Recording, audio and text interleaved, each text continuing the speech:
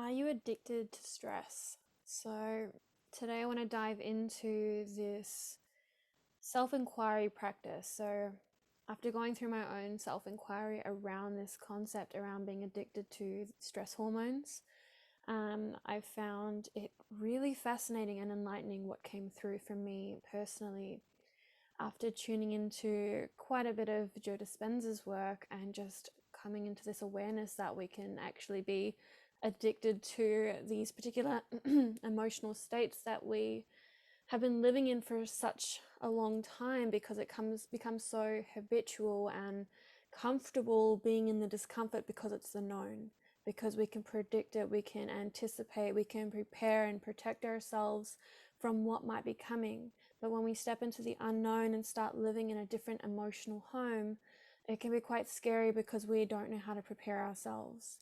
We don't know how to control the situation or attempt to control, because do we really have control even when we are in this quote unquote known reality and this emotional home that we found ourselves in? A lot of this is happening on the subconscious level, so it's quite fascinating when we start to shine that light of awareness and really take our power back. But we first have to see it. We have to be willing to see it. We have to be willing to feel, express, and liberate ourselves. It's up to you to liberate you. So today I really want to just invite you to come into some self-inquiry around this, because when we think of the stress hormones, that rush of energy, that adrenaline, we all know about the adrenaline junkies that are chasing those highs, and maybe they do it through bungee jumping or extreme sports and things like that. But some of us do it through emotions, and we ride that emotional roller coaster. And we wonder why we're constantly stressing and worrying and freaking out and panicking. And do you ever notice that when you do start to stress out, all this energy comes into your body and you maybe feel more alive? Because a lot of the time we're quite numb to life. We're numb because we don't want to feel certain emotions. And you can't numb yourself to one emotion without numbing yourself to the other. So if you don't want to feel anger, grief, frustration, sadness, hurt, not good enough, unworthy, all these different things that we suppress into our body, if you are avoiding feeling those, you are also avoiding experiencing joy, bliss, peace, pleasure. And another thing that I'll go into in another video is around how we also will avoid feeling these quote unquote good feelings or positive emotions, because if we go into it, will it be taken away? Or when will it be taken away? When's that other shoe going to drop? And so it can be a protection mechanism to push that away and to numb to life. And so we're just going through the motions of life, not really feeling, not really living. So coming back to the addiction to stress, I noticed as I started to just open my awareness up, I didn't search for it. I didn't kind of dive in and try and overanalyze, which has been a tendency for much of my life. And I know there's definitely some others out there who like to go into that overthinking, overanalyzing, and trying to fix everything and trying to figure out where the wounds are, or the broken pieces are, so we can put ourselves back together again. But I want to invite you to just take a deep breath right here, right now. Deep breath in, sighing out your mouth.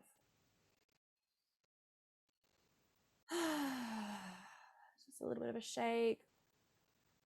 And I want to invite you to come inward. So if it feels right, maybe close down your eyes as you listen and just feel what I'm sharing with you and notice if it resonates, if it kind of triggers something or activates or brings something up for you. And so I want to share a couple of examples in my life where I started to witness and observe this addiction to stress. And through this witnessing, through being able to see it, I was able to really decide for myself if I wanted to continue down this path or if I wanted to start rewiring and changing that path, redirecting myself to a more smoother inflow with life, really enjoying and living life rather than stressing and worrying about it every day. So one example I want to share is around the business that I unintentionally created, that came through when I stopped trying to control everything. And some of you may know the work that I do, and I have been traveling around all of New Zealand with my partner and our little baby, running workshops and retreats all over.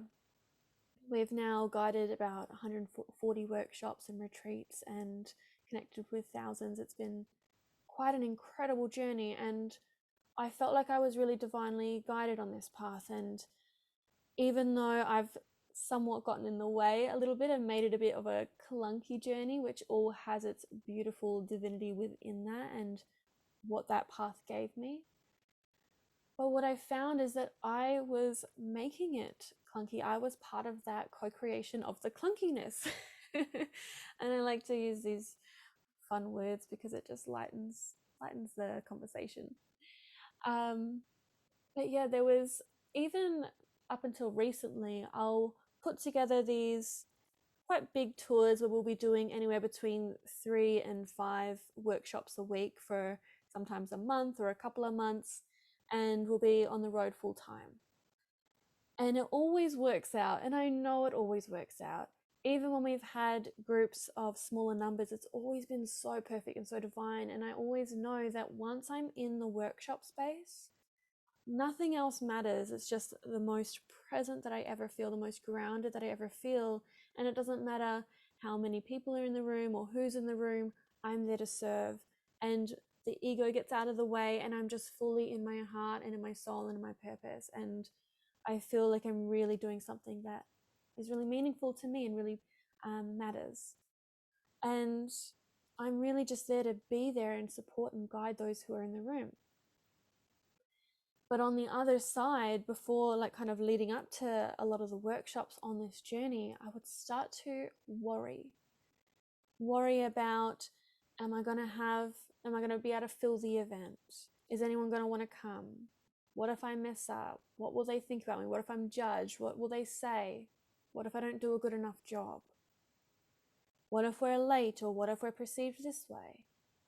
And a big one for me is, if we don't fill the events, I get really stressed and worried that I'm not going to be able to afford the expenses that are involved, because there's quite a lot of expenses when you're on the road full time with your family. And so there's this deep fear that I'm not going to be able to provide and take care of my family and myself. This deep wound of scarcity comes up, and that affects the flow of the work that I do in my life, and it causes a lot of dis-ease in my body, in my mind, in my emotions. And it's something that I consistently work through. It's something that it comes up, and I feel it, and I use my practices, and I move through it. I show up to the workshop, and it's always amazing, and it keeps me moving forward. Even when it's challenging, especially when it's challenging, I know that I've got to keep going. I've got to keep moving forward and doing what feels right in my being, which is showing up. Just show up. And as soon as I walk into that room, all of that goes away. But what I found quite fascinating recently on the one of our recent tours, after I started to go into this self-inquiry around the addiction to stress, I was like, why am I stressing? Why am I worrying? It always works out. We're always taken care of. And I know this in the depth of my being. So why am I worrying? And I found that when I went into that and really opened up to receive that insight and that information, was that there was this addiction to stress. There was this addiction because when I go into the stress mode, I get this rush of energy. And then I go into, okay, take action. What can I do? And it pushes me forward. And this has been quite a big part of the journey, because for so long on my journey, I would get excited about a new idea, about a new business idea, about something that I wanted to do and achieve and create. And then I would run away out of fear of what people would think about me, fear of judgment, fear of failure. And so I kept quitting, and I'd get back up and I'd quit. And just as I would kind of do all the little things that actually don't really matter. And then when it kind of got to the point, I was like, well, there's nothing left to organize or plan. You've actually got to do it now. And the fear would be so overwhelming that I would just crawl back into my shell, and I would go into the coping mechanisms. And I felt a lot of resentment toward myself for that, because I feel like I could have achieved so much, and I really held myself back, and those that I'm here to serve, I wasn't able to serve them sooner, and so I can go into those cycles. And then when I finally made that breakthrough where I was able to take those next steps and really put myself out there one step at a time, things really transformed. And then there became this fear that, what if I give up? What if something gets too much, too overwhelming, too fearful, too scary? What if I give up? And I'm so excited about the journey that I'm on now, and so grateful that I've been able to break through, that I was like, but what if something happens and I can't push through it? And so I started drawing upon this stress response and this energy to kind of, I guess, attack my fear and to really push through. But what I noticed, that it was actually getting in the way, and it prevented me from enjoying the journey and from flowing with life and really living life and enjoying life. There was another kind of synchronistic event that showed up for me that really showed me, oh wow, there's an addiction to stress here, and there's that kind of rushing syndrome that I'm playing out, like always having to do something. And it's like, go, go, go, to-do list, gotta do this, gotta do that. And then stressing and being in this heightened state that's actually not healthy for my mind, body, and soul. And that was on this recent tour as well. We had just done some events in the South Island of New Zealand, and we were heading over to the North Island. And we had our ferry booked for the Friday before a couple of events. And this was probably the Tuesday. We'd just gotten back from a bit of a tour, and we had about 4 days or 5 days to just really chill and rest and restore and prepare ourselves for the next journey, because we go quite deep when we guide and journey with people. And our tours can be quite deep for ourselves as well. I'm always getting like such deep healing and insights that come through on our tours. So I wanted to really use that time to rest and restore. And then, so that Tuesday, I had nothing on. The Monday, we kind of unpacked and cleaned out the car and did all that stuff. So then Tuesday was just a day for me. And I was just like, yeah, really taking the day. I wasn't I was like, no work today. Let's just really rest. And then all through the day, I was just like, what can I be doing? I should be doing something. Like, what can I do? And my mind was just like racing. I was like, nothing here to do. Just relax and have a bath, do this, go for a walk, just, yeah, slow down. And all day, my mind was just looking for things to do. And then I kind of managed to get through the day without doing too much. And then it got to the end of the day, and we received an email from the ferry and saying that there were 6-meter waves coming, and it was likely that our ferry was going to get cancelled on the Friday. And I've gone into stress mode and just like, boom, activation, all this energy's charged up. I'm like, yep, let's take action. And I was like, oh, this is so inconvenient, and stressing about it and going into like, yeah, that action mode.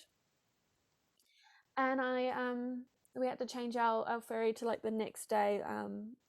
And so it kind of, yeah, throughout our rest and restore week. But what I realized in that moment, I was like, I actually was excited. The stress in me and the worry was actually like invigorating, and I felt alive, and I had things to do now. I had to rush around and pack and do all the things, and I was like, oh my God, like did I co-create this situation to get me that addiction, that drug, really, that internal drug to flow? And I was like, wow, I've actually got to really sit with this. And so we managed to get everything done. It was a bit of a rush, but then that next day, because I got everything packed on the Tuesday, so then Wednesday we were able to cruise a little bit more, heading to the ferry. But all of Wednesday I really just went deep into that. I was like, I have to sit with this. I've got to feel this. Where is this coming from? And so my intention of sharing this with you is to ask you whether you're feeling this addiction to the stress hormone. Maybe you're actually looking for situations and experiences and people and things about yourself and things about your job and things about life that actually stress you out, that cause anxiety. Because there's always the so-called negative and the so-called positive. They both simultaneously exist. You can feel the good and you can feel the bad. But what are you focusing on? So are you looking for that stress? Is that what you're seeing everywhere you go? Because simultaneously there's the peace that you say that you're looking for. It's always been there. And we can go and say, but this is happening and I'm not choosing this about my life and I'm not creating this, and we can go into that. And I'm not saying that everything that's happening in your life is your fault or there's anyone to blame for it. Or maybe you do feel like there is someone to blame. But what if we could let go of that just for a moment, slow down our breath and just play with this, just become a little more curious around, yeah, maybe these things aren't my fault or anything like that. Maybe that's true. But am I focusing on it? Am I choosing to focus on it? Am I choosing how to respond to it? Because you can't control what someone else does. You can't control everything that happens in life, but you can choose how you respond. And so if you are feeling constantly stressed and constantly worried and panicky and anxious, and you don't want to feel like this, ask yourself what you're focusing on. Ask yourself, what do you need in this moment to support yourself? I had a previous episode where I spoke about 3 powerful questions you can ask yourself to discharge emotional triggers, and this really relates here as well. If you're feeling overly stressed and you're really focused on what's happening to you, can we switch that focus? Can we just slow down, go within and ask, like, what is your body trying to get through to you? What is beneath that stress? What's deeper that wants to come through, that wants to be felt, that we can sometimes avoid feeling through feeling stressed and having that energy pulsating through our body, because we can't get it elsewhere. We can't feel. We're so numb to life that we seek those highs.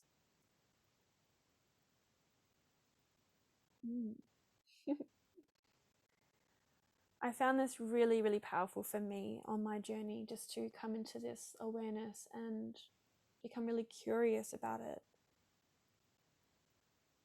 So I invite you to get curious. I invite you to see, does this resonate for you? And if you would like further support of like, yep, this resonates, but kind of what do I do about it? And I find for me, when you shine that light of awareness, you're able to take your power back and choose anew. A new thought, a new action. When you start feeling stress, can I just slow down my breath and ask myself, what's this really about? Can I come into gratitude for what I have in my life, the blessings I've received? And then that other episode that I mentioned, the 3 powerful questions, and I will link it below for you as well, so you can tune into that one, because I feel like that's really powerful. And I share another experience that I had on tour, when an experience that would usually be really triggering for me, that would usually trigger this stress response, I was able to actually be really present and grounded with it and ask myself these 3 questions, and it completely changed my experience. Rather than going into stress and trying to force and control the situation, what happened is I was able to surrender and really flow with the situation. I was able to take the action that I was able to take. I could kind of do the action steps and then let that go, because that's all I could do. And then I tuned into myself of what I needed, and I was able to follow through with that. And then the rest of the situation actually just flew with ease, and I was able to be more open and receptive to life. I found that really, really powerful. Thank you for tuning in. I would love your feedback. So leave a comment if this really resonated with you and you want more of this. I invite you to subscribe. And if you really loved this content and you want to share it with someone or leave a review, so deeply appreciated. I'm sending you so much love. Thank you for being here. Thank you for being you.